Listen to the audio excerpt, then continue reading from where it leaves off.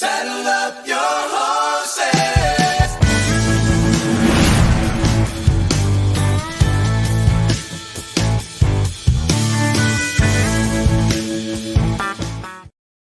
Pitter patter, let's get at her. It is another episode of the Manely Broncos Podcast, and we are excited because we actually have the opportunity to have a member of the Orange and Brew podcast joining us here tonight. As you can see on the bottom part of our screen here, John Cronenberg, and his Twitter handle is @JohnKNFL, joins us here on this episode of the Manely Broncos Podcast alongside the dynamic duo of me and Brandon, of course. Maddie cannot make it here tonight, unfortunately, but we have you covered, certainly. So it's going to be a fun show. And I'm really excited. We have a lot to talk about. Obviously, the schedule release is going to be tomorrow. And so that's going to be fun. I'm sure we'll talk about maybe some of our favorites, like, the teasers, of what has certainly been in the past for some of those schedule releases. We'll also talk about those undrafted free agent signings. We didn't get a chance to hit those on our last episodes. We'll talk about that. And then we'll talk about how comfortable are we as Broncos fans? Are we more or less confident in this team after the NFL draft? But before we get into any of that, John, how are you doing, buddy? I'm doing fantastic. It's great to be on an MHRT show, especially one with you and Brandon on here. It's seeing kind of it from just not on my phone and being in person with it. It's much more exciting versus.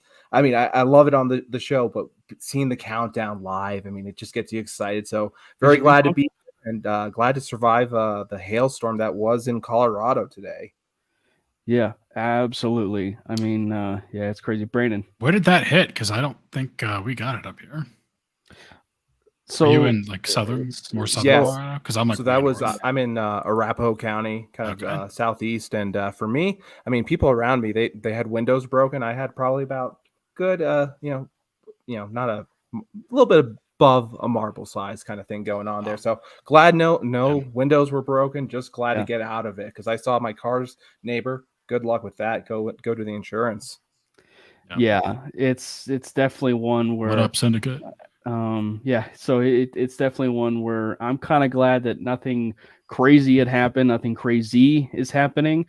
There was like a tornado warning in the Castle Pines area, and obviously I'm Castle Rock, so nothing crazy has certainly happened. So if you guys are watching this, hopefully you guys are staying warm. And you guys are all bundled up in like your chicken noodle soup or whatever, just, enjoying the Manely Broncos stream.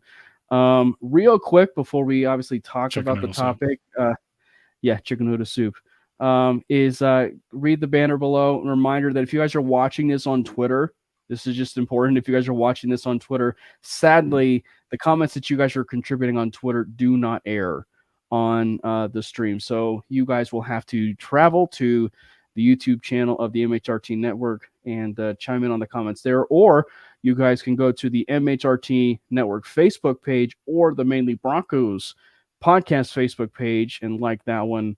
And you probably guys the only comment. non-toxic Facebook page that exists. So I didn't know that was an option.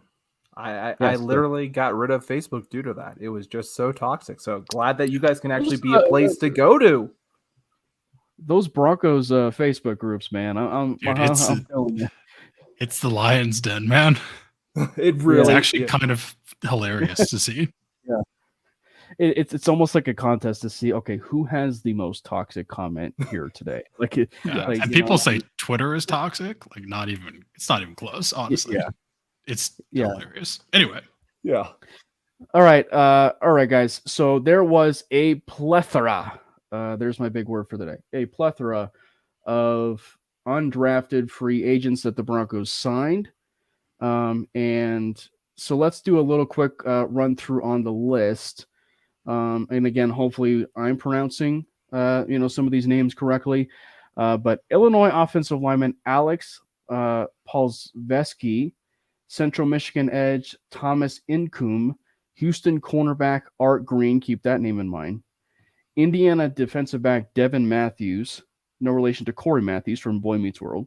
South Carolina tight end Nate Adkins, Fort Valley State, Emmanuel Wilson, he's a running back, Princeton offensive lineman Henry Bird, Incarnate Word wide receiver Taylor Grimes. Those are the reason why I know that location is because Cam Ward was a quarterback for them, and then he transferred out of the portal, and I forget where he went, but he was a highly coveted quarterback from that place. Iowa linebacker, those Iowa linebackers, man. Seth Benson from Iowa, and Jackson State wide receiver, not Travis Hunter, because Travis Hunter is a little bit too young to be, putting his name in the, the NFL draft portal. But instead, it is Dallas Daniels of Jackson State. So he certainly won. Kent State's tight end, Chris Leach. Penn State's interior defensive lineman, PJ Mustafar, no relation to the Star Wars location. Mustafar, no correlation to that. As far as we know. You gave me an instant way to now recognize him and remember him. Now it is set in stone. Thank you. Yeah, you're welcome. And then a local product in Western Colorado, cornerback Darius Gaines, South Florida offensive lineman DeMontre Jacobs, Youngstown State running back Jaleel McLaughlin, might be the fan favorite in my opinion as of currently right now. Old Dominion edge Marcus Haynes, and Oklahoma State interior defensive lineman Sion Asai. So, since you are the guest of the show, John, let's lead this off with you. Who is a player that just jumps off the page for you like right away? A player that jumps off the page for me right now is someone who's a little bit underrated, kind of flying under the radar, and that's Chris Leach, the tight end out of Kent State. 6'6", 250-pound guy. I think he's someone you can develop, look on the practice squad, see how he starts to gain traction and see if he can fit in with this tight end group, because it feels pretty open to me still at this point. And the reason why I like him, obviously, knowing Sean Lewis going to Colorado now, I know that, in his system, he had a lot of his tight ends block. And so what I know I'm getting here is a good blocking, solid tight end. At the same time, he's able to go out there, get receptions when his opportunities come, and essentially kind of find those little small zones that the defense allows to be open due to not respecting his passing ability due to, again, being such a good run blocker. So I'd like to see if we can develop that and get teams to be confused if he's a run blocker or if he's a pass catcher. And again, just make another little bit of wrinkle and confusion for that defense. What about you, Brandon? Is there a name that kind of catches your eye a little bit? I had the opportunity to kind of watch about like 4 or 5 of them just before we recorded, but what about you?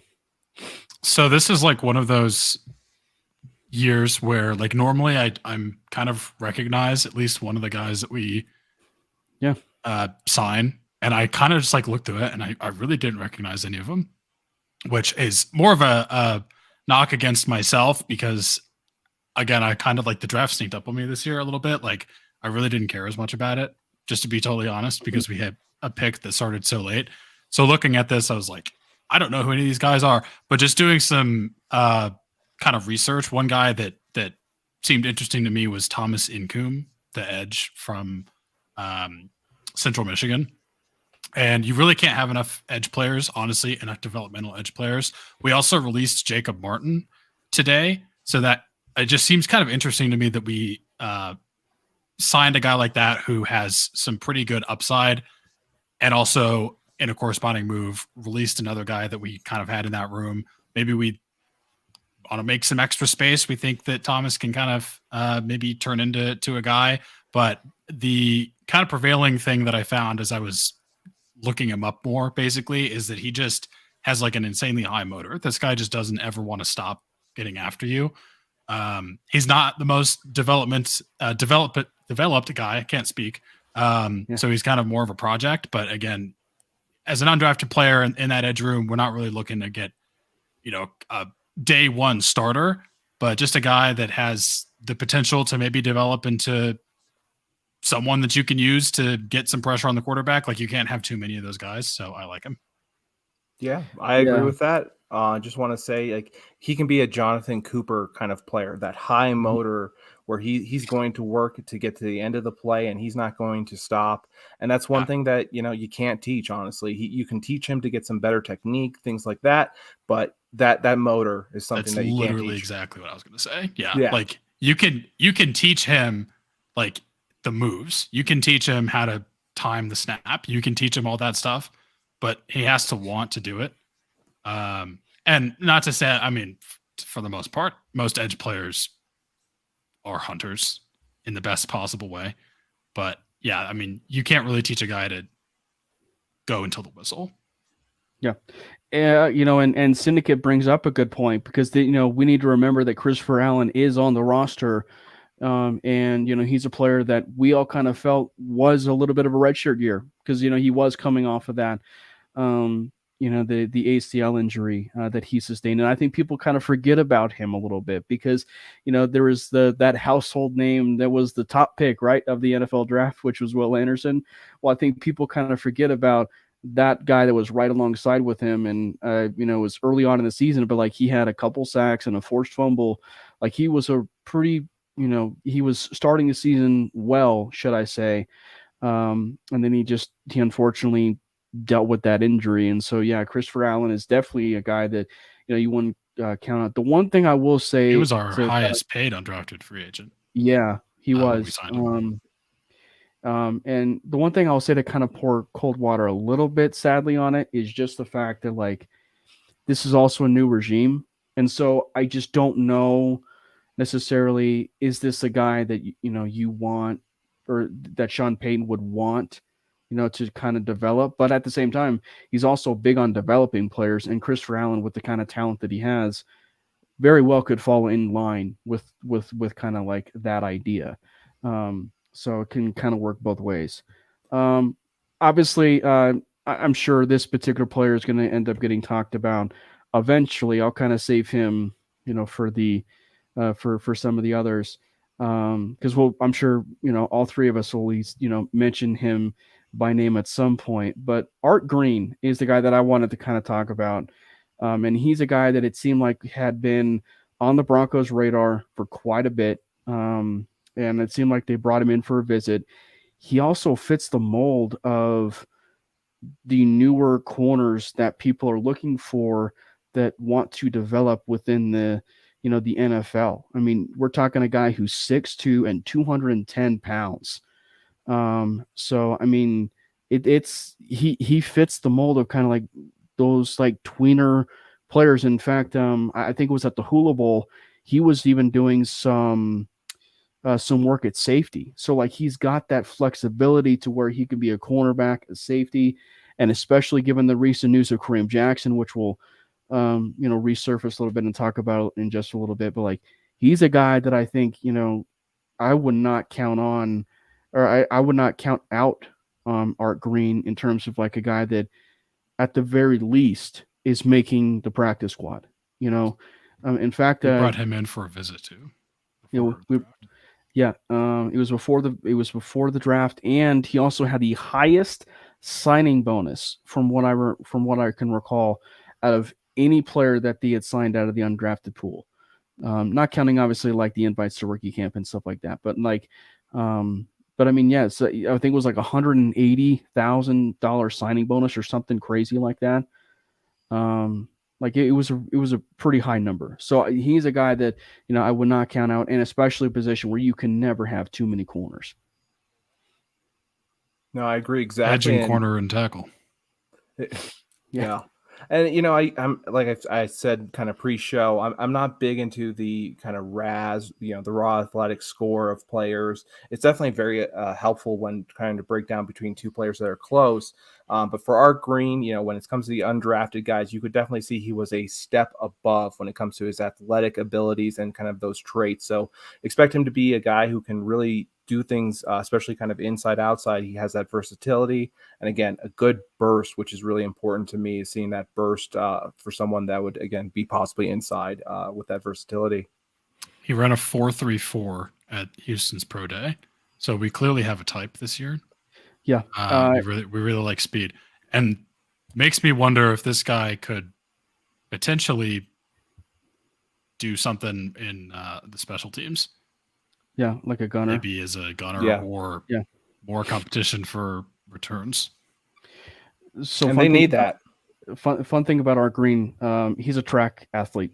So before he went to Houston, he was a track athlete. And yeah, he just so and I think that like that's also a trend that I think you're starting to see more in the college game, and also it translates to the next level. It's like these dual athletes that are not necessarily like multiple sport athletes of like, basketball and football. Like that's kind of like a standard now almost, like, but I mean like the track athletes, I feel like are, something you're seeing a little bit more of a trend, in something. I mean, Jalen Petrie being one of them, I mean, like, so you kind of see that a little bit with Art Green. So, I mean, I would not count out a guy like that. Another guy, He's certainly, also 6 foot 200 pounds. Yeah. And he ran a 4.34. 6'2". Like that's insane. Yeah. Oh yeah, 6'2". Yeah. Did we say 6'2"? I believe 6'2". Yeah. Yeah. One other guy that it is certainly worth mentioning is the guy that we joked a little bit as far as, saying, does he live on Mustafar, the location of Star Wars? But PJ Mustafar of Penn State, this is a guy who he's the interior defensive lineman, but he's pretty heralded. I mean, every person that you kind of like, have read up on or seen kind of like explain, about Mustafar, like they rave about this guy. Like he's like, one of those like first guys in, last guys out kind of real deal. Lunch pail guy. Yeah, he's a lunch pail guy, but I mean, player. But he's been in Penn State for like, was it like 6 years? Like he's been there. The best way to explain this is that like he's been there basically the entire career of Sean Clifford. Maybe Sean Clifford been there like 2 years before him, but like, but yeah, I mean, Mustafar has been at Penn State for a pretty long time, and it really wasn't until his last couple of years we really started to see that consistency and that veteran presence really step up in the run game. And so he's a guy that, given with what that interior defensive line is for the Broncos, and especially with a new regime of, guys like, Uwazurike and maybe a Matt Henningsen. And, here's a guy that could be coached up a little bit by Mike Purcell, because who knows, sadly, like maybe with Mike Purcell kind of getting up there in age, like, is this something that maybe the Broncos kind of view this as a little bit of a replacement down the line for a guy like a Mike Purcell? But he looks like a pretty stout interior defensive lineman. And frankly, from what I could see and watch, he's the guy that I also think is like sneaky athletic, to use that phrase again. Like he's just a guy that, like, I don't know, like he just kind of jumps at you like, oh wow, he's got some pretty decent, moves to his repertoire. Yeah, I think he'd be definitely a day 3 guy unless that injury came down on him a few times. Essentially, he had some, just again lower leg injuries. Sometimes it was his calf, sometimes he had some ACL injuries, I believe. But I think he was a solid day 3 guy until just the process and looking at his health. When you get with him, I think it's very similar to your Mike Purcell, DJ Jones, your nose tackle. He's going to eat blocks and let your linebackers shine. Let them go ahead and make those tackles. Let them rack up those scores. I don't think he's going to have much of a pass game going for him, but that's not what we need, honestly. For me, this gives the Broncos a ton of options going into next year. If he is, after they see him and are able to tell, do we want to develop him? Is he worth bringing on to the full roster? If he's a practice squad guy at first, or maybe he's, a pup guy for injury reasons. I see him kind of filling in for Purcell. And DJ Jones, again, he has an expensive contract. I mean, $10 million. It's not the most expensive contract in the world, but you can get out of it next year at a $10 million, APY. So maybe this is a substitution for both guys essentially. And you kind of have to be prepared for that, because the interior defensive line is changing quickly, honestly. He definitely seems to be more of a run defender and not really a guy that's going to try to get after the quarterback for you. It's funny though. But you need those guys too. It's funny though. I do kind of see a little bit of a Deshaun Williams with him though. So that's another guy that effort. Just absolutely like relentless effort. And so he's a guy that, he may not be a guy that gets out after the quarterback regularly. He's a guy that I think given, the right coaching and the right development, he's a guy that, he could definitely get that down the line and become that player like Deshaun Williams was before he left over to Carolina. So I think that Mustafa is, one of the guys that I'm certainly, going to be watching. Now, as much as I love DJ Jones, I believe after this season, he has no more guaranteed money next year. Yeah. Which sucks for him, but if we want to get out of it, which I don't want to, and I love DJ Jones, but and that's what John mentioned earlier. But wouldn't be surprising.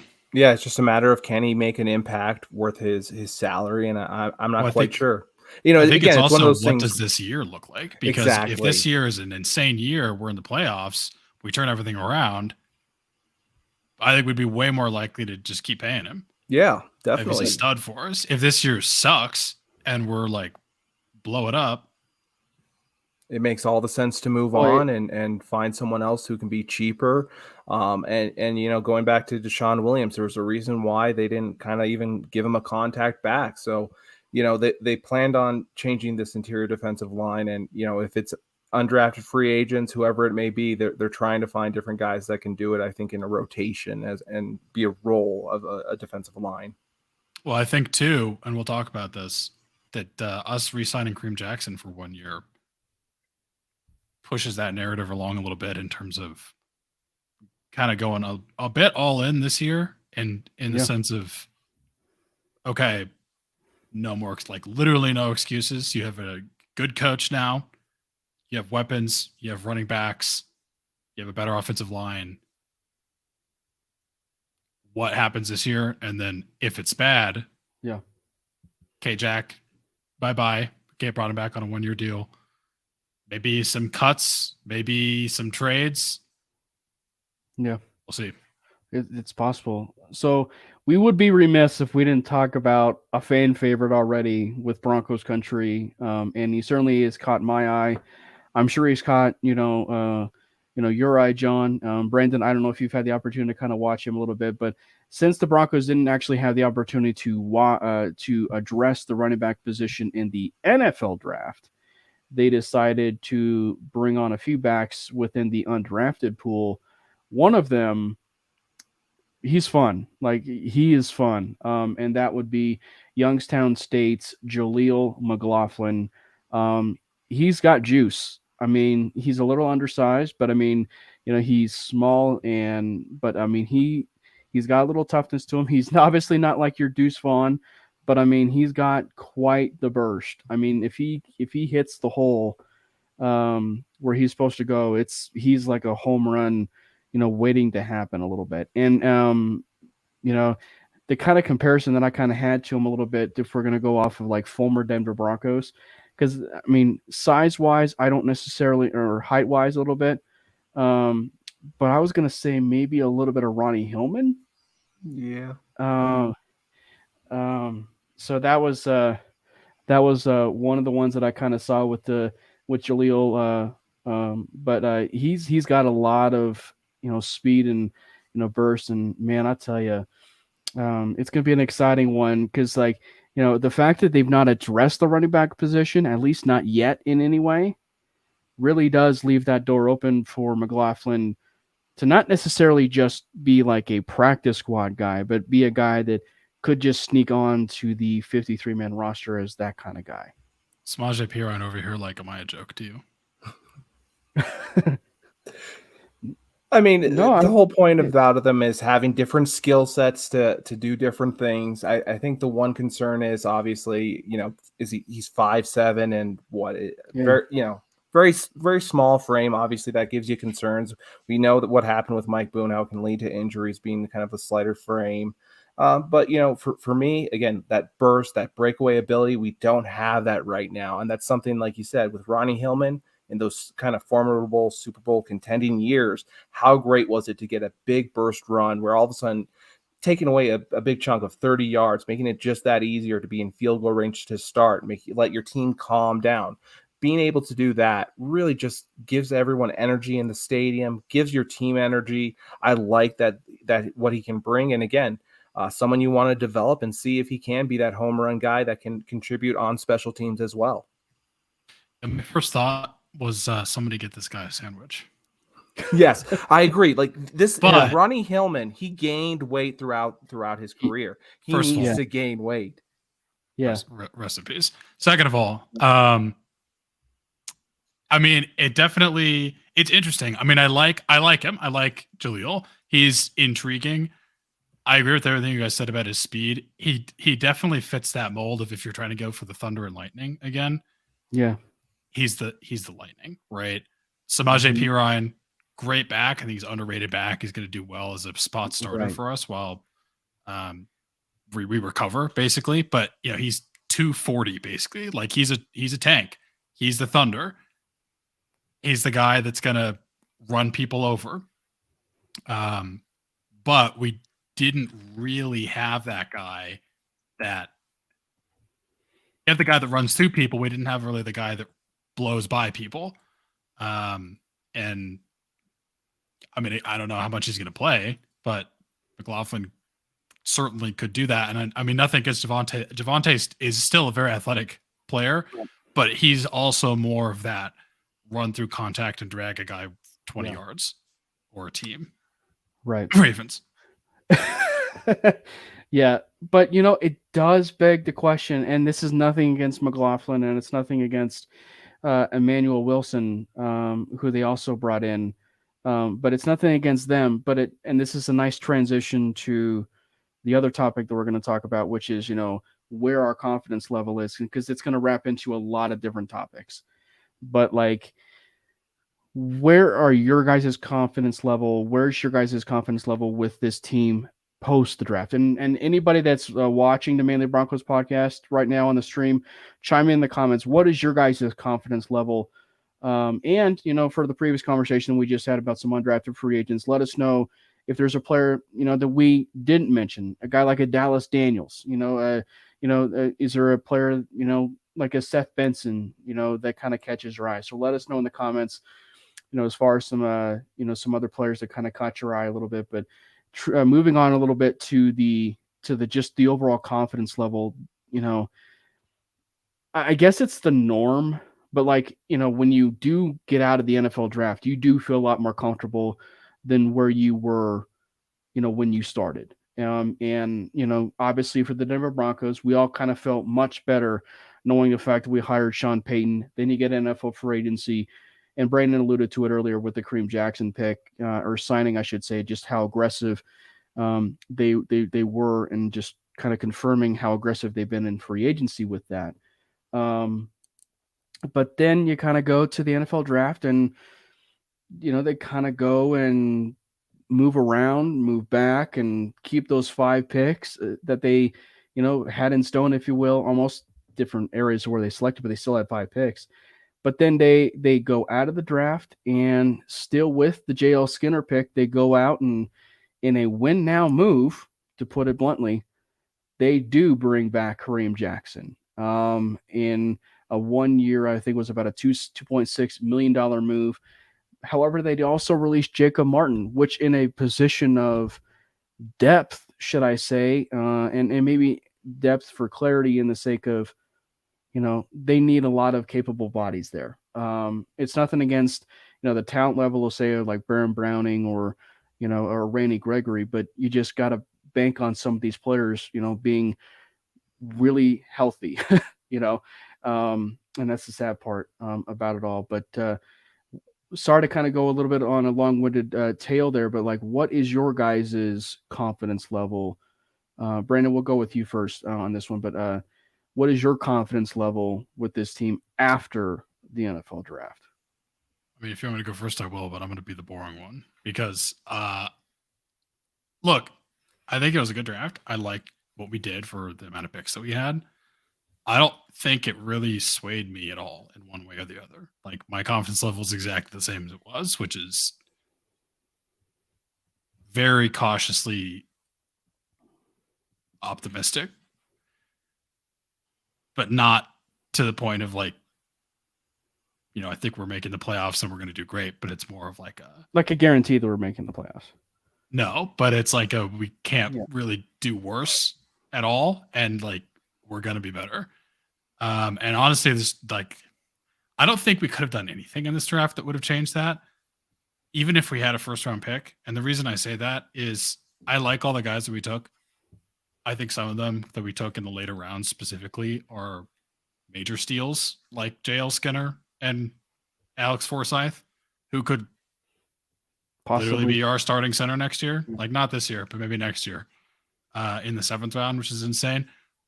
But there's still unknowns that have done nothing at the NFL level and probably aren't going to do a lot their rookie year. I mean, could I be wrong? Sure. Could Drew Sanders come in and have an amazing year because he's a freak? Yeah. Could JL Skinner make an impact on that defense? Absolutely. Will he? Probably at some point. Yeah. Could Riley Moss be great depth? Yes. Could Alex Forsyth somehow win the starting center job at some point this season? Probably not in the beginning of the season. Maybe. Like, I don't know. But until that happens, we got 5 question marks of like, could be dudes. But right now we just have no idea. So their addition alone to the team, my confidence really has not changed at all. Our trade of Sean Payton is the only thing that we've done for Sean Payton that changed my confidence at all. And I mean, it definitely increased it, but I'm still, I still think Sean Payton's the biggest. But I mean, far, like of any change, because I mean, like, so you had Sean Payton, right? The hiring of Sean Payton, nothing. So if they didn't do anything in free agency, would that have swayed you at all? If we did absolutely nothing, I mean, I probably wouldn't have felt great, but I'm not going to say that there's like one specific thing that we did in free agency either that, I mean, I like what we did in free agency. I think Mike McGlinchey kind of overpaid, maybe by a lot. Ben Powers, I think, is a good guard. Zach Allen, I like. Samaje Perine, I've said, is underrated. I think he's going to be good. But again, like, none of those to me is like an instant, we just won another game because of this.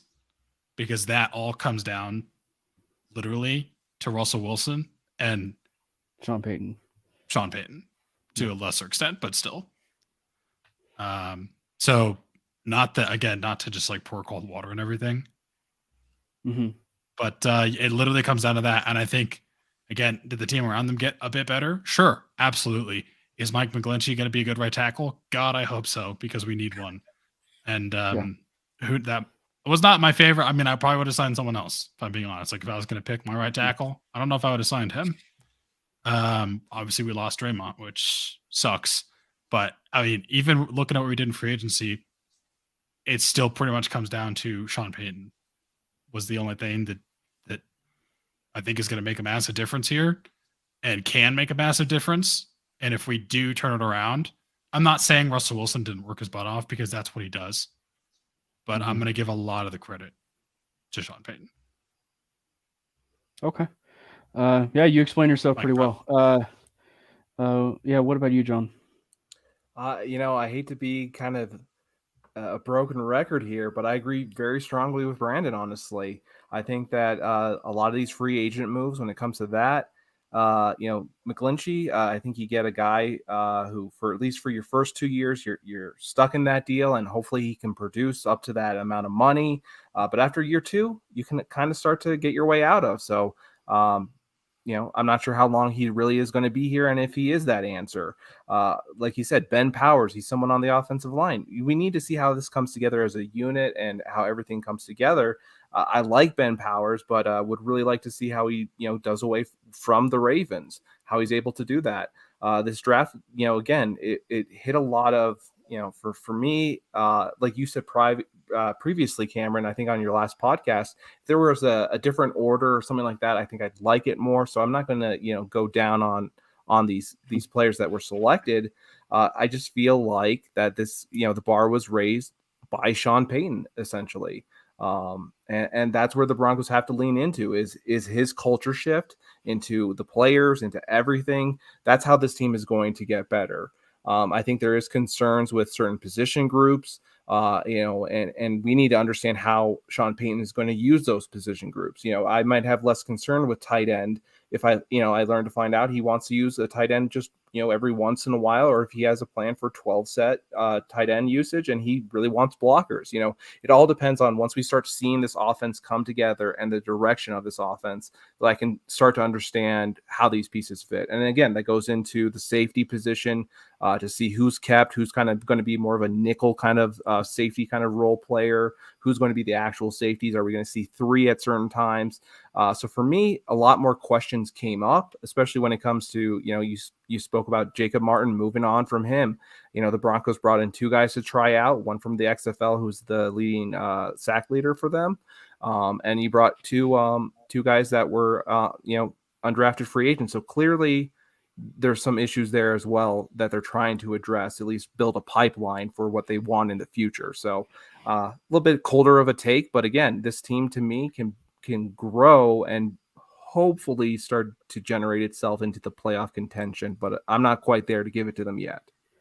I think it's really the way important. that I'm viewing this, sorry, just to hop in for a second, just on the tail of what John said. Mm-hmm. The way that I'm viewing this is I'm not even saying Russell Wilson is the sous chef. Russell Wilson is a contestant on Hell's Kitchen, and Sean Payton is Gordon Ramsay hitting him upside the head with the ladle saying, "You fucking donkey," when he doesn't do something right. Yeah. Putting 2 pieces of bread in between the person's head. What are you? What are you? Yeah. An idiot sandwich. Yeah.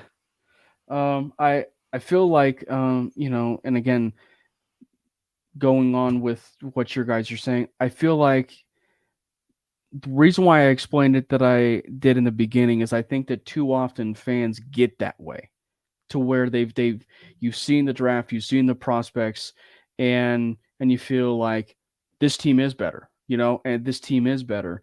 But at the end of the day, it all comes down to what transpires in training camp. And I felt like you said it perfectly, John, in the fact that and Brandon, we really have to see it certainly unfold in training camp for us to truly make the decision of how good this team can truly be. But that's not to take away from the hiring of Sean Payton, because the hiring of Sean Payton was the big, coup de grace of this offseason, because everything else will then fall into place. We hope, especially with Russell Wilson, and then especially with the way that they were able to attack in free agency and just establishing that identity first of getting after the offensive linemen, bringing them in, and then, having, those big physical players, the running backs, the offensive linemen, so on and so forth. And so I think at least having that identity is smart. If you're Sean Payton, absolutely. It's absolutely smart to have that identity. But you still want to see the fruits of your labor in training camp take fruit. And, before you make those true judgment calls, and so, yeah, it's a little bit too early to make those kinds of, conversations. But obviously in this day and age, those conversations do happen after the draft of what is your confidence level at? And I will say too, is to kind of segue with the Jacob Martin stuff and the Kareem Jackson stuff. It's you do wonder, especially with what we talked about with Jaleel McLaughlin and the running back position. It's there are pieces and still some positions that they can still focus on, bringing in an offensive tackle. Obviously, and it's not necessarily a Sean Payton type of style move, but Cameron Fleming, if I'm not mistaken, is still out there. And so if you want to bring back Cameron Fleming and bring in a running back, if you would like, maybe that was the sole point of the Jacob Martin release, is that maybe it does save you that amount of money to where you can bring in, say, either a better edge rusher, a better pass rusher for that room, or you feel like you want to allocate those resources to, say, the offensive tackle position, or you want to bring in a running back that you feel is going to uplift that room just a little bit more. And we know that there are certain running backs that have been linked, to the Denver Broncos. One, if you're going maybe strictly on the player as of right now, given, say, past history, I should say, and that's Kareem Hunt. He's the one guy that I will say fits this team perfectly with what they want to do. You just don't know if the fan base will be behind the idea of Kareem Hunt in Denver. Leonard Fournette may be another one, but unfortunately, I feel like you're adding it's the Latavius Murray and Samaje Perine argument. What's the point of having Latavius Murray if you have Samaje Perine, right? So what's the point of having Leonard Fournette if you have Samaje Perine? I'm surprised we didn't bring back. Go ahead.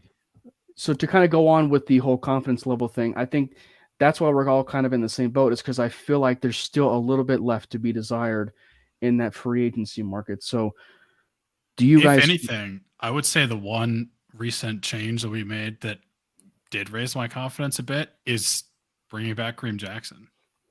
Yeah. Because looking at this secondary, I mean, again, I love Caden Stearns. I've said this like probably every episode, and I want him to have a bigger role, but he's still pretty unproven. Delarian Turner-Yell, very unproven. J.L. Skinner, literally a rookie who's done absolutely nothing in the NFL. PJ Locke, promising guy. Devin Key, big unknown. You definitely needed that presence that is a known. You needed the known presence, and Kareem Jackson is the known presence. So yeah. I love that move. Just I bring him back on a 1-year deal every year until he wants to quit, or until Caden Stearns blows up, which might happen next year. But that one move, if we're talking about things we've even done recently, I would say raised my confidence the most, not including Sean Payton. And to your point, Brandon, I think before that they were looking for someone to be that Kareem Jackson. They had a lot of guys that they brought in from undrafted free agents for tryouts. The guy from Indiana is a big hitter. I know his nickname is, he has a monster as his nickname, and he's a big hitter. So I think that they were looking for someone to fill that role, and then they finally just caved in and said, hey, let's just bring him back. Let's just get this done and have these players develop behind him properly through that pipeline. And, one other thing I did want to bring up is, Mike Westhoff is another guy who's a coach that I feel like is going to make a huge difference in this special teams. No longer have Bogan Meyer's no longer with us. So we have a few long snappers that we're trying out. Need to see how that comes to be. I'm not saying the long snapper game is the most important thing going on, but I want someone you can trust and you have no issues with. So I'm watching that, slowly on the side, who's going to win that battle and who's going to be the guy I can trust. So that's something as well as a concern. And with these offensive tackles, if one goes down, there's a concern for who's your swing guy, honestly, for me.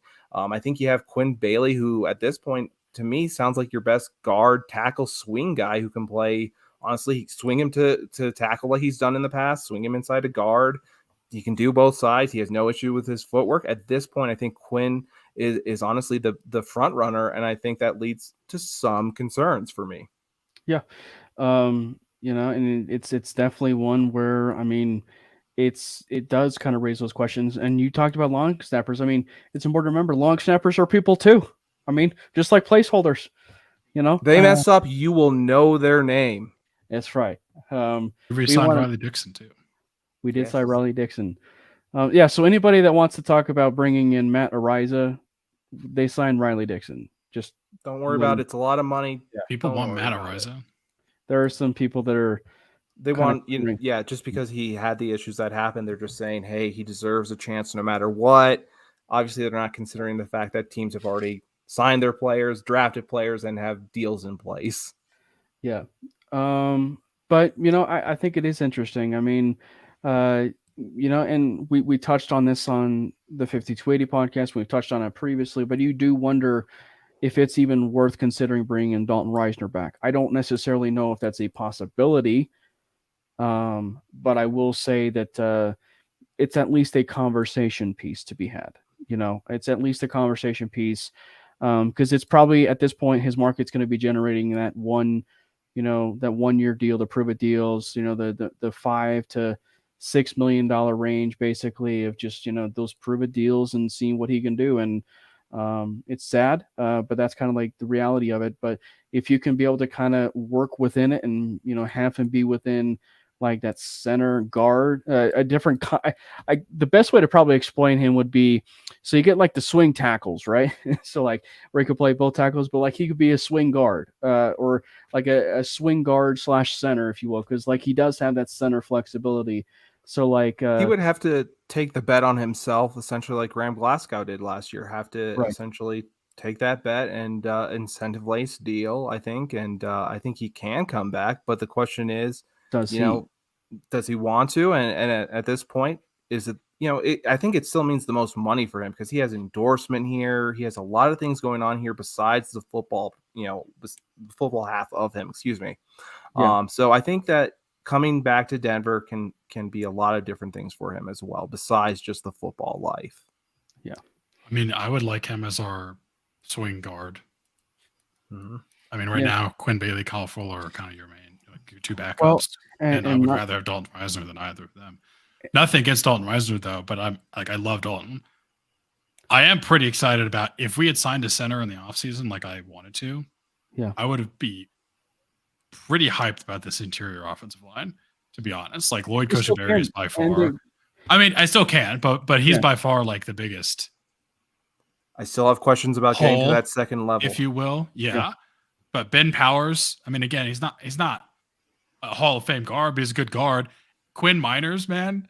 Quinn Miners is going to eat this year. I love Quinn. He's going to just do even better than he did before. He might even be he might be our best offensive lineman this year. Like I'm calling my shot early. But if Ben gels, you got Quinn. If Lloyd Cushenberry improves 15%, even interior is looking good. Well, I was going to say, I mean, it's a little bit of, say, a hot take, but also the Broncos haven't exactly had an offensive line for you to really have a hot take like this. But this is probably going to end up going down as maybe the best duo guards that they have had for, quite some time. With Ben Powers and Quinn Miners and maybe that alone is enough to give, some of the stress off of Lloyd Cushenberry a little bit or help him feel a little bit more comfortable this year. But I think, and I brought it up before, but like, I think that we also have to remember that this is a little bit of a different system, than, Lloyd is certainly, accustomed to in Denver. And so maybe it fits, maybe his mold a little bit better. And maybe it fits some of these other players, like a Mike McGlinchey, who, is, maybe this just fits himself a little bit better, or even a Garrett Bowles, who we all know is an athletic tackle. And if they're going to go to like that wide zone system a little bit, maybe that sort of fits the mold of everybody in that sense, to where it just fits the athleticism of that entire offensive line. So it's certainly possible that Lloyd is the starter. Doesn't necessarily mean that he's going to be the starter at the end of the season. It could end up being Alex Forsythe, or it could be someone else. It could be Kyle Fuller, not that Kyle Fuller, but the center Kyle Fuller. But I mean, so it's certainly possible, that center is still a position that the Broncos attack in free agency. I mean, obviously there's some stuff happening with Ben Jones still with the Tennessee Titans. He's certainly a name I would like to kick the tires on, but you almost certainly wonder at this point, either it's the Titans that he's going to be going back to, or it's retirement probably at that point. And obviously the Commanders released their center, but also he's got injury concerns. And so it's just, it's that one more time, again, a conversation that has to happen. Is this something, in a win now mode, going after a guy that has those injury concerns? And when, Lloyd, it's not necessarily injuries. It's just, he's got to play better, per se. And so, so it's just an interesting, position, certainly, because there's a lot of intrigue with it. So. Yeah, I'm with you there. I think the Commander Center, I'm sorry, his name is slipping my mind, but he got his big deal because he was doing so well. But 2 years of back-to-back injuries, that's going to, get you cut. And, they went for, someone they believed in who can come in right away, and Ricky Stromberg. who can start. And I think that's something different than the Broncos did. He was a top 100 pick, though, and the Broncos didn't have that luxury. So I think they can look at other centers, but the question is there someone that you 100% can go ahead and say, this is going to be above Cushenberry? If not, I'm all for the competition. Let these guys fight it out. I really want this to be competition laden because, the previous years with Barry, let's be honest, they were answering Kahoot questions. They were doing other things that didn't feel like it really involved football. The football side of determining that depth chart was not really sufficient, at least how I felt, at least when I was watching from, afar. So I think that's a big difference. You need to have this competition. You need to let these guys kind of fight it out for a little bit. And then, once you have that decision, then you can start getting them healthy and getting them ready for the season. Well, you brought up Mike Westhoff. He's actually technically the assistant head coach officially. Yes. And even though he has a reputation as a very good special teams coordinator, his reputation actually is as one of the best special teams coordinators ever. So he strikes me as a no bullshit guy who literally came out of retirement to join us. So I wouldn't be surprised to see him have more of a fingerprint on pretty much every room. Well, which can only help. And to go a little bit to Lloyd Cushenberry just real quickly again, I was going to say this is a year that if there's a year where Lloyd Cushenberry starts week 1 and we're hearing some decent things about Lloyd Cushenberry, I will actually feel much better about Lloyd Cushenberry than I ever did at any point of his career because of the fact that Sean Payton is in this room. Mike Westhoff is in this room. Zach Strief is in this room, who is that, late round offensive lineman who developed pretty nicely for the New Orleans Saints. And so that's the thing is like, I would feel way more comfortable with Lloyd Cushenberry, knowing the fact that he's got that kind of development under his belt with a guy like Sean Payton. So I think that's the one thing I was going to bring up is like, so if he is in fact starting, I think that tells you enough about how highly the coaching staff thinks about Lloyd Cushenberry if he is in fact starting, and to the fact that they really didn't add anybody until the 7th round of the NFL draft. I mean, Mike Munchak was in that room. But it's a good point. But I mean, but so was Butch Barry. Yeah, but so. And I certainly don't. I mean, I'm certainly not an expert on centers, but with the amount of things that they were asked to do on the offensive line, I'm curious to know what the average amount of time is for them to actually, quote unquote, develop at the NFL level. Because you hear it with tight ends all the time, that as a rookies they struggle. You hear it with tackles for some players, and then you also hear the opposite with like running backs, where they're typically ready to come in and like make a huge impact day one. I don't really hear it with centers much. But it seems like it would be one of those positions that takes at least a couple years maybe to kind of figure it out. So maybe there's a lot of hope for Lloyd. And I'm certainly rooting for him. Like I don't have anything against him. I'm just concerned with I'd say the center position. But if he pulls it together, and it is one of those positions that just this is how it goes, it takes a few years for that to become for them to be comfortable at that position, then we could be right on track. I don't know. All right. So transitioning now to the excitement that is the schedule release that is going to be happening tomorrow on May 11th. There was some speculation that it wasn't going to end up being this week, but it actually ended up being that it's going to be released this week, and it's going to be on May 11th. And it's obviously a craze for a lot of people. It's probably the best way for a social media team to get their stuff out there. There's a lot of fun social media teams that are out there for the NFL. It's going to be really hard for a lot of teams to certainly supplant the Los Angeles Chargers as far as, their creativity and everything that they've been able to certainly put forth with their creativity of the social media accounts. So but do they have Peyton Manning? But we have Peyton Manning, and it's the trilogy. It is the trilogy, and you just know that. But do the Colts have Peyton Manning? Also no. No, we talked about this before the show. We didn't It's talk like, about it on air. no, we will. We probably will now. But it is interesting that Peyton. He really has not done a lot, if any, with the Indianapolis Colts. Like, and so it's really interesting that kind of see the most of his enjoyment of what he is involved with, not counting like the Manning casts and stuff like that, or the Peyton's places.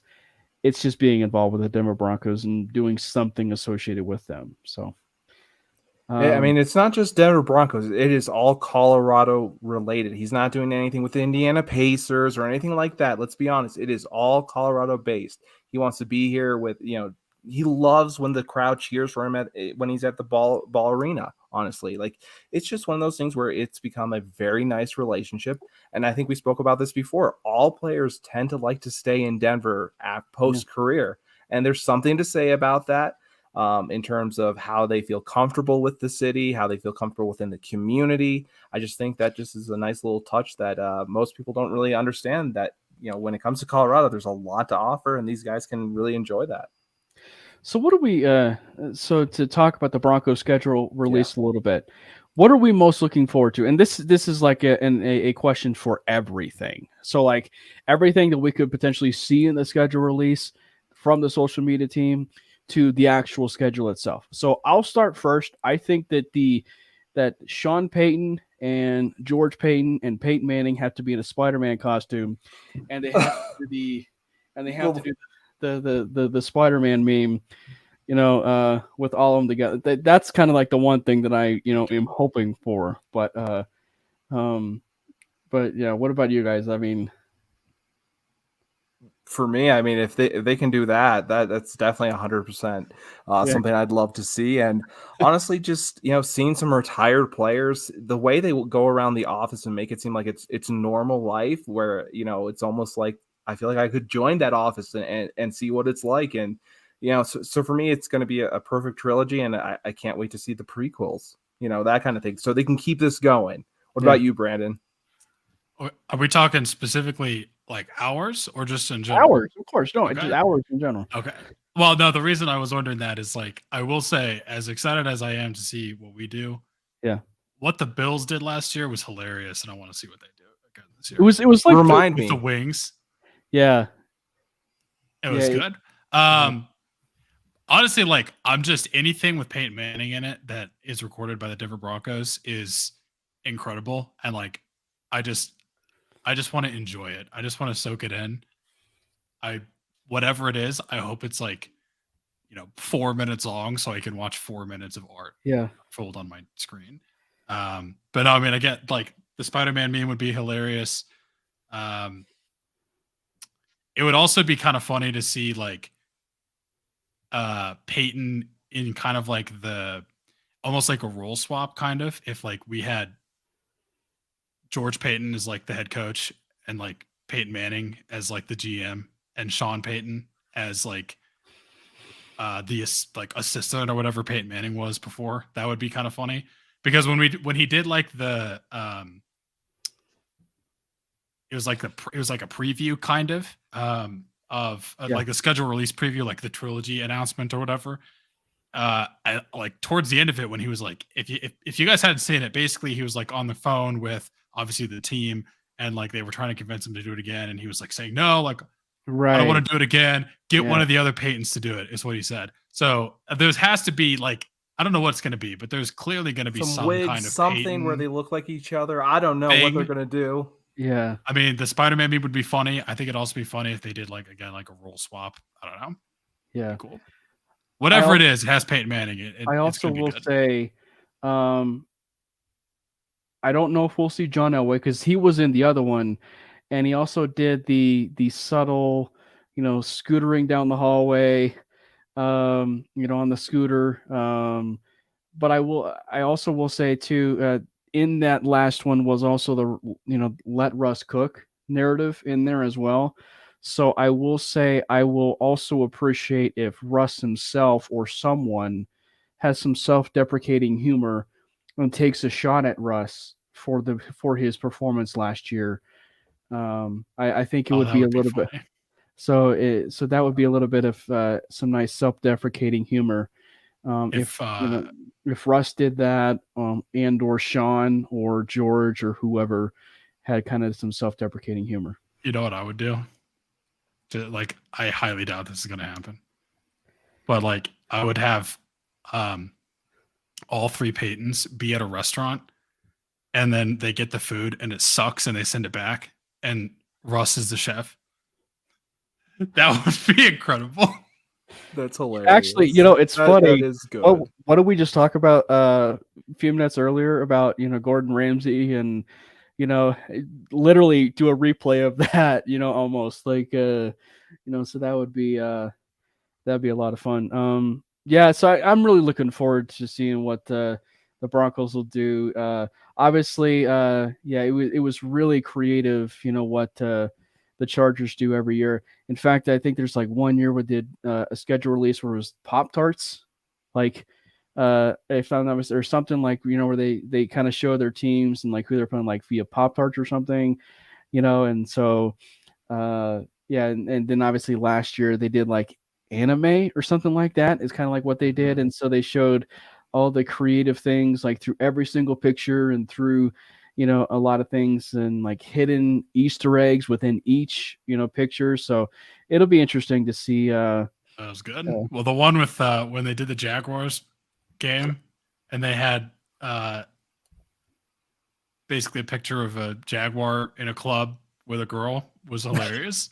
That one, oh man. That's good. Yeah.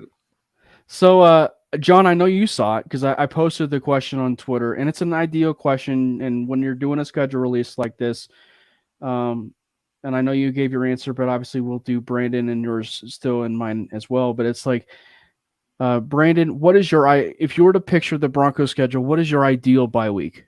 What is your ideal bye week?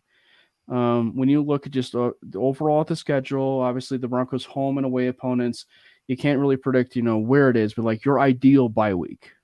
I mean, if we're saying that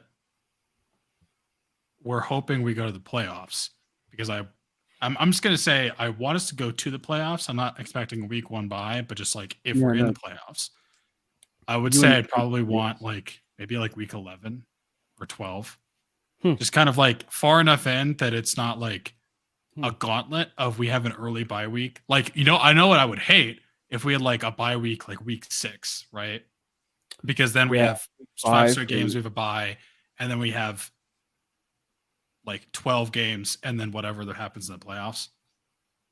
Again, I'm assuming let's say we're even just a wild card.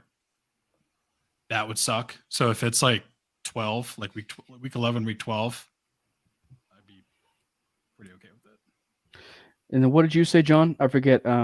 Yeah, I think, between 8 and 9 is kind of the key for me. I think once you get to 10, it's starting to feel a little bit too much. I think these guys really, they grind throughout the season, throughout camp. They work for those jobs. You need to give them a week where they can see their families and just de-escalate from everything going on. So for me, that's the perfect time where they can be re-energized and get ready for that second half push. So that's how I view it as. And honestly, that's what I hear from most players is, that's when they wanted it. That's the sweet spot. Maybe their bodies hurt. Was too Yeah. rich. What do I you haven't played in the NFL. I don't know. Maybe Yeah. they can't last that long. What do you guys think? In the chat, comment what you guys feel is your ideal bye week. I definitely see the case. Does it change for a fan perspective though? Do you have a certain perspective for like, I need a certain one as a fan versus when you would do it as a player? That's, I think, it's certainly possible. Cause I mean, like as a fan, I might want a little bit of a break later, depending on how the season's going. Cause I could use a little bit of a break. I can just watch some other games, focus on other teams. And it's a nice little breather to just watch the NFL. But as a player, obviously that makes a big difference on your body. Yeah, as a fan, I wouldn't give a shit, to be honest. There you go. There you go. It doesn't impact me in the slightest. So whatever we have to do. And I know I said 11-12, and that's a grueling beginning start. But I'm just picturing if we had an earlier break and we go to the playoffs, that's even more brutal to me. Is at the beginning of the year, you're kind of fresh. Right, you had all off season. Maybe the first couple games you're a bit rusty. You got to get into a little bit of a groove. Then you get that break, and then you're back into like you still have a gauntlet, but it's not horrible. As opposed to like the earlier the bye week, you have the first few games. Again, you're kind of shaking the rust off. You get into a little bit of a groove. Suddenly, you stop for a week, and then you have 13 weeks straight. And I think this time around, it's a lot harder to kind of predict the bye week because last year there was the London game, and this year the Broncos aren't traveling overseas this year. Like it is, I think they're in middle of the pack as far as some of the the traveled teams that are in the National Football League, and thank goodness that the Seattle Seahawks will end up being the most traveled team in the National Football League, so that they can be exhausted whenever they play all these opponents. And hopefully whenever they play an opponent after Germany or, Mexico or London, wherever they play, that they, that they don't get a bye week that following week and that they can just be exhausted and have like a Thursday night game after the London game so that their preparation just can be, screwed, getting ready for that Thursday night game. That's just my tangent real quick. But I'm kind of like, it's one of those things like it just depends. Cause I mean, like ideally it would probably be within that like 8 to 10 range, but it just depends. Cause like, I would probably kind of make a firm thing on 8 to 10, but it just depends on truly like where that schedule is, because one of the biggest things that I do want for this Broncos schedule, and I don't know about you guys, but I do not want to play the Kansas City Chiefs in Arrowhead at the end of the season. And I also do not want to play the Kansas City Chiefs almost back-to-back or close to back-to-back like we did last year. Like it was absurd the way that schedule was almost handled, and with the way it was certainly shaped out, I should say. But I do not want to play the Kansas City Chiefs like at home 1 week and then in 2 weeks later go to Arrowhead in December. Like I do not want that to happen. And so I'm hoping that in this round of the schedule that the Chiefs game that the Broncos have is at the beginning at Arrowhead. So we can get that out, done and out of the way. It's a tough game, certainly out of the gate for sure, but you get that game out of the way. And then you can focus on your game at home. And if you are vying for playoff time and whatever, then that could be a pivotal game for you at home at the end of the year. So I'm just picturing a nightmare scenario where, like, within the final 7 games of the season, we played the Chargers, Chiefs, and Bills. It's almost like what that happened last year, if I'm not mistaken, too, because it's like, like they ended. It felt so good for TV, and in terms of that, I'm not sure. Again, that goes into how they equate to who plays who. That's something else. But they had it just looked so good for the TV schedule to have all those games on Sunday Night Football or Monday night and have it down the stretch. Whereas now you don't have to have that really, and I don't expect as many primetime games either. Mm-hmm. I'm glad we don't play the Seahawks this year because. It would have just been mentally draining. Yeah. Just to hear the chirping back and forth and have to do it. And then the lead up to the game and then the aftermath of the game, just like, no. Yeah. So, yeah. And we always have a tendency to end with a divisional opponent. That always seems to be a thing. So you're either going to be ending with the Kansas City Chiefs. You either are going to be ending with the Chargers. We ended with the Chargers last year. I don't foresee us ending with the Chargers this year. So my guess, as far as where the Broncos will end with, I say it's the Raiders this year. I say we end with, we'll probably end with the Raiders. It's going to be interesting to see some of these other games like the Lions and the Bears. Because that's like the rare case of too, like you also want to start on the right foot too, because this is a team that also wants to start on the right foot. So that's, I think, the gray area for, if you're scheduling this, because it's like yeah, you definitely don't want to have like the Kansas City Chiefs, game at Arrowhead or, both those games lumped together, but it's almost like you're forcing your hand because you want to get off to that hot start. So like teams like the Bears and the Lions and maybe the Houston Texans or the Dolphins or, whoever, might actually end up coming as that, or even the Cleveland Browns, so if the first four games are something to the likes of they're opening with Cleveland, and they're opening against, Cleveland, Chicago, Buffalo, or something like, so I don't know. It's just, it's those schedule releases are a little bit hard to predict for sure. But at least it's a day where everyone, somewhat, feels good, gets along within, again, all these communities instead of being so toxic. Everyone's excited when it comes to these releases, and you see some hope compared to, to some of the other days where we dig in through Twitter and it can be just kind of a gauntlet. Yeah. So you touched on it, John. Brandon, are you on the likes of 3 or 4 or 5 or 6 or 7 or 8 or 9 or 10 primetime games this year? I mean, I feel like it's going to be less than last year for sure. Yeah, what was it, like 5? I don't remember how many it was, but it's going to be less than that because that was like, we were like the primetime darling. It was like all the hype of Russell Wilson and he's going to be good. And then he like completely just obviously was not good. Yeah. And so now it's kind of going to be probably like, I don't want to subject our fans to this. So we're going to have as few primetime games as humanly possible. Yeah. I say it's 2, but I think that it's I say it's 2 primetime games. However, I think in the course of the season it gets flexed into a third.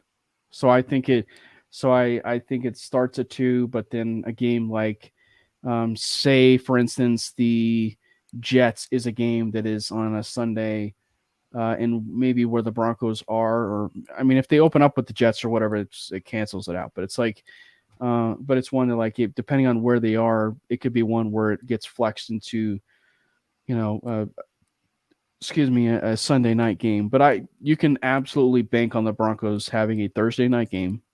So like that's a primetime game. But it would be a Thursday night game or a Sunday night football game or a Monday night football game. It's kind of like, where you're kind of looking at it. And if it is a flex, it would probably fall in line of the likes of a Sunday night football game. So you would be talking about 2 Sunday night football games, or 1 Sunday night football and 1 Monday night football. So if you're doing the tab at home. Yeah, those Thursday night games are going to be kind of Cleveland versus the Broncos or Detroit versus the Broncos. It's going to be something where, if you miss a few minutes, you're going to be okay. Yeah. I saw Sayer make this point. It's funny, but I don't think he's wrong.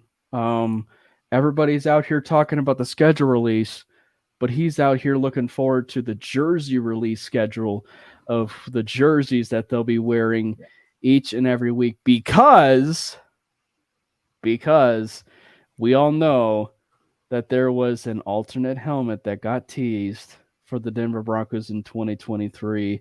So we can maybe safely assume what that alternate helmet is maybe going to be geared toward. And by the way, hopefully on those uniforms that we see on a week in and week out basis, hopefully we do not see the white jersey and blue pants anymore, or the or the orange jersey and blue pants. Hopefully we don't see those stripes match. Yeah, hopefully the stripes match for the time being. Yeah. All I know is on that alternate helmet day, we have to pick a game that we can at least like have a reasonable chance. Because if we waste that on like when we play at Arrowhead, I'm gonna smash something. Like that's just bullshit. Watch it be some anniversary kind of edition where the Kansas City has the Texans logo and the Broncos have something different, and you have to wear that in there because it's a white helmet. It's a white helmet. Unless it's the alternative logo is like a roll of toilet paper with the Chiefs logo. then That'd be played, I wanted phenomenal. That'd be great. And I highly doubt it. But. Yeah. Well, hey, I want to say thank you guys so much for chiming into this episode of the Manely Broncos podcast. John, why don't you tell the listeners and the people that are watching the stream where they can follow you? I know that your Twitter handle is obviously right next to your name, but you're also part of a podcast as well. Yeah, go ahead and give me a follow at John K NFL, but also give us a follow at my podcast at orange_and_brew.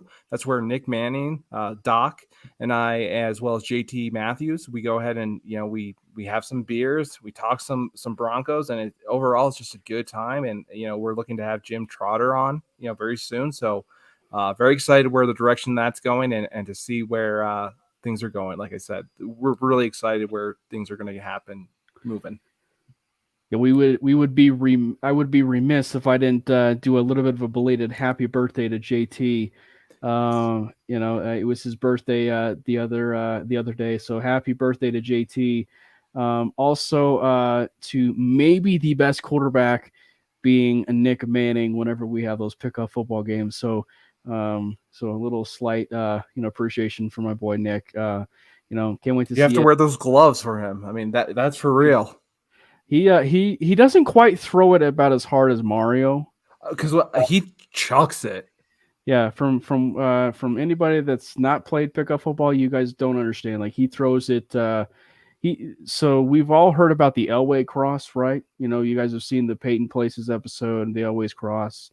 Well, there's a Mario cross, right? So so Mario has the Mario cross, but so shout out to you guys. You guys do a great podcast, and I appreciate you guys. I love tuning into it, and I can't wait to hop on soon, and can't wait to have Brandon hop on with you guys here sometime soon to kind of shout out Brandon to have him get some publicity on your guys' podcast. John, definitely. Yeah, that's right. But anyway, thank you guys so much. Some kind of reference that I didn't get. No, just you need some pub. But the way you said. What, publicity? Hey, what can I not, say with a little bit of a lisp? Anyway, thank you guys so much Anyway, thank you guys so much for hopping in to another episode of the show. Go follow Brandon at Brandon Miller PO, myself at Cameron Parker PO. And again, thank you guys so much for tuning in. Follow the Manely Broncos Twitter handle at Manely Broncos. We will catch you guys on another episode of the Manely Broncos podcast, where we will probably do a breakdown of what is the schedule release for the 2023 season. Even when you feel low, you can still go. Even when you feel slow, you can still go. Even when there's no hope, you can still go. I never answer to no, man, I still go. Go, go, go, go, go, go, go, go, go, go, go, go, yo, go, go, go. Hustle hard, hustle every single day. I'll be making moves till I'm buried in my grave.